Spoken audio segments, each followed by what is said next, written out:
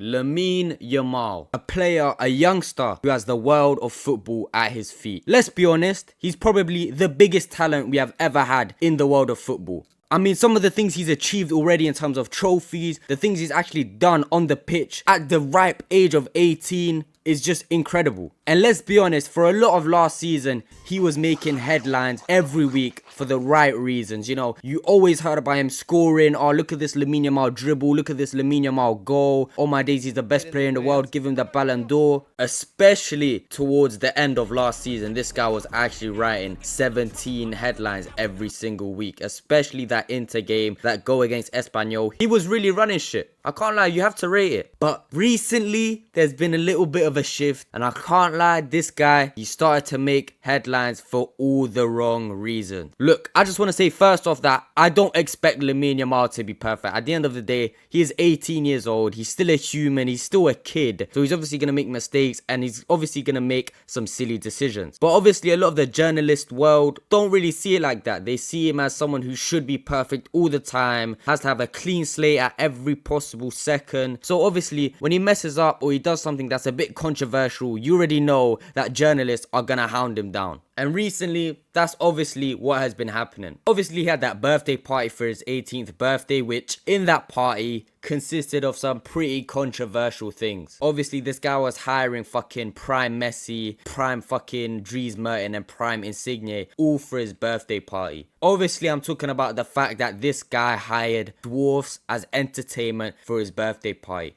Now, me personally, I don't really understand the big issue here. I mean, let the dwarfs get their bread, bro. Like, if they're getting hired, they're getting hired. They probably got paid well. Cool, I get, like, people might say, oh, he's hired them for certain reasons, whatever. But at the end of the day, they're getting their bread, bro. You can't hate on that. You can't hate on the hustle of the dwarfs. You have to respect it. Their hustle is unmatched. So people having a problem with that, got to factor in that they probably got paid nicely. And the fact is, they were, you know, open to hiring for this entertainment. Like, the problem goes both ways. If Lamine Yamal isn't allowed to hire dwarfs as entertainment, why are the dwarfs allowing themselves to be hired as entertainment in the first place? That's just my stance on it. I never really saw a problem with it. I see more of a problem with some of the other things that he's sort of done and some of the other behaviors that he's started to portray. Speaking of which, the next issue that we're obviously going to talk about, this guy is unbelievably horny. We've seen this guy fucking spawn camp that Fatty Vasquez girl. This guy spawn camped her since he was 13. My dog, that's an unreal pre-fire. Like, if this guy was Ninja and he hit that pre-fire in fucking prime Fortnite, this clip would have gone mental. We're seeing this guy turn into Neymar right before our very eyes, and I pray with my whole heart that this guy does not fall to the same fate. That fate being horniness and women. I hope he doesn't fall to that same fate that Neymar did during his career. Nah, but real talk, this guy's horniness power level is enough to break any fucking Saiyan scouter that could ever exist. Because even at his party, this guy's only letting girls that are alone enter the party. Do you know how mad that is? Not only that, he's only letting girls with a certain breast measurement to enter the party. This guy, you're telling me someone's fucking measuring the women at the door and seeing, oh yeah, you've got this, yep, I'll let you in. Who the fuck had the checklist, bro? And who is the bouncer of this party? Because, hey, I'm open to applying. Nah, but real talk, Lamine, how do I get hired as the bouncer for your next birthday party? And these fucking controversies coming out are obviously, you know, the fucking journalists are eating this shit right up. And he's been at the back of some heavy criticism from journalists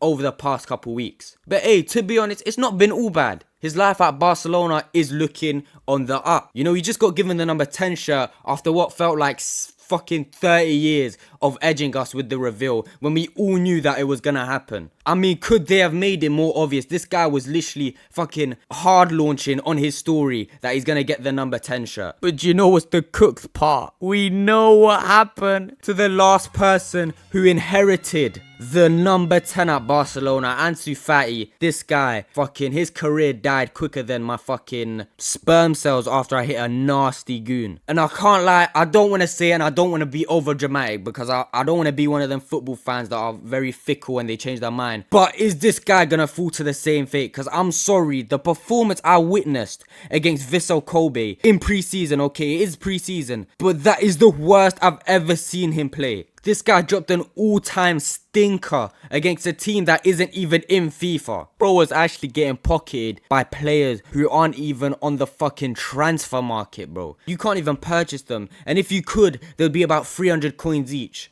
And lads, I know I'm not the only one, but that birthday party was just fucking weird. It was just really creepy and odd. The fact that no cameras were allowed, the fact that no one really knows properly what even happened at that party. I mean, are we seeing fucking Diddy's regen right before our eyes? Because I'm sorry, bro. This is giving me some fucking Diddy freak-off vibes, bro. I don't want to say it, but these are the vibes that it's giving me. Which, as a football fan, is the worst possible outcome. Because this Lamine Yamal guy, I've seen things from him that I thought I would never see someone his age do at all. So seeing him go down this path as somebody who loves football, and especially the way he plays, you know, so free, so effortless, so careless. Seeing him go down this path is truly heartbreaking, man. And I truly hope that the people around him take the necessary actions to sort of put him back on the right path, because this guy has so much potential. Like I've said in the past, I think he could win more Ballon d'Ors than Messi, just based on the longevity that he could have, you know, the sort of disparity and how clear he is of everybody else. He really has potential to win more Ballon d'Ors than Messi, because as much as I don't think he'll win the Ballon d'Or this season, I think that he will win it next season if he performs to the standard that he performed last season. But yeah, that's all I really have to say about this new Lamine Yamal situation, or this new little summer arc that this guy's been doing. I don't know what sort of fucking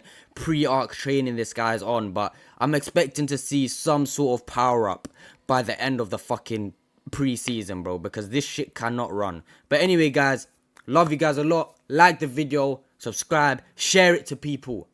Share it to your mum, your dog, your sister, your cat, your brother, your auntie, your uncle, whatever. Just share it with them. Comment, like, subscribe, do all that good stuff. And I'll see you guys in the next one.